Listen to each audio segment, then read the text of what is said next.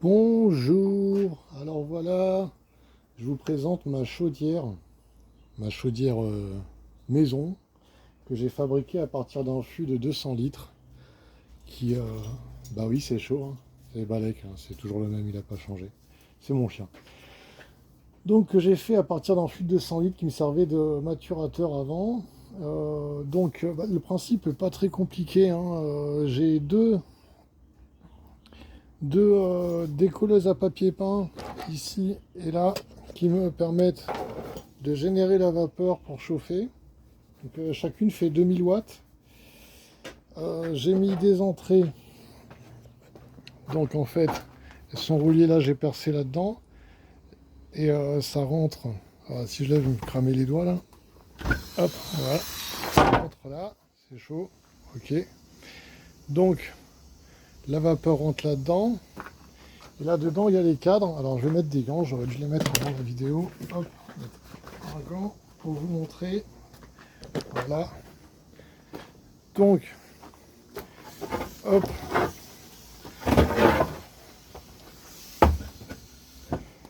Donc, les deux tuyaux là, font entrer la vapeur par en dessous. Et là, les cadres sont là-dedans. Le but du jeu, c'est toujours de mettre un maximum de cadres les plus serrés possible. Et ensuite, alors en bas, au fond, dans le fond de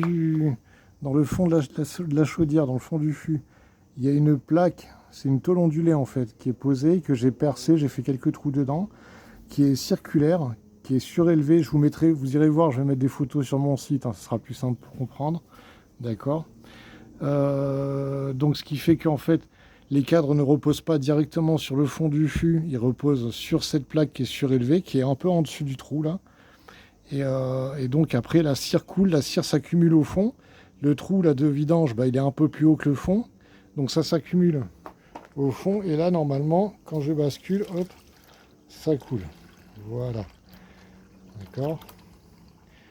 Comme ça, j'ai pas besoin de robinet.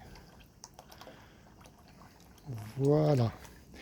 Alors, ensuite, pour que ça marche, pour que ça chauffe bien, eh ben, il faut déjà avoir je conseille deux décolleuses à papier peint. Chacune fait 2000 watts, donc en tout, ça fait 4000 watts. Et donc au début, je branche les deux pour que ça chauffe vite. Et à partir du moment où la vapeur commence à sortir par le trou là en bas, ben, j'en laisse qu'une, ça suffit pour maintenir la chaleur en fait et laisser à la cire le temps de descendre en bas. Ensuite, le fût, bon, ben, il est en métal, il n'est pas très isolé, donc il faut obligatoirement l'isoler. Moi, j'ai mis du thermobule là. Alors, c'est les trucs que vous mettez vous sur vos toits en métropole, là, sur vos toits de ruche. C'est la même chose. Voilà, là, il y a une couche. Et là, autour, là, j'ai enroulé un autour. Alors, la petite spécificité ici, c'est que comme j'ai un chien pas très malin, j'ai rajouté du grillage pour pas que le chien vienne bouffer le thermobule. Voilà, c'est couillon, mais c'est arrivé. Voilà, donc ça me fait une bonne chaudière. Là-dedans, il doit y avoir 40, peut-être 50 cadres. Ça dépend des tailles, évidemment. Que je fais chauffer d'un coup. Ça chauffe assez vite. L'important, c'est l'isolation thermique, si vous voulez que ça chauffe vite et que ça soit efficace. Sinon, si vous ne mettez pas d'isolation thermique, ça ne marchera pas. Ça sera trop long, ça va mal fondre, etc. Voilà, bon, moi je vais sortir mes cadres là maintenant de la chaudière, sortir ça et les nettoyer. Voilà, pour plus d'infos, vous irez voir sur mon site, hein. Allez, bisous, bye.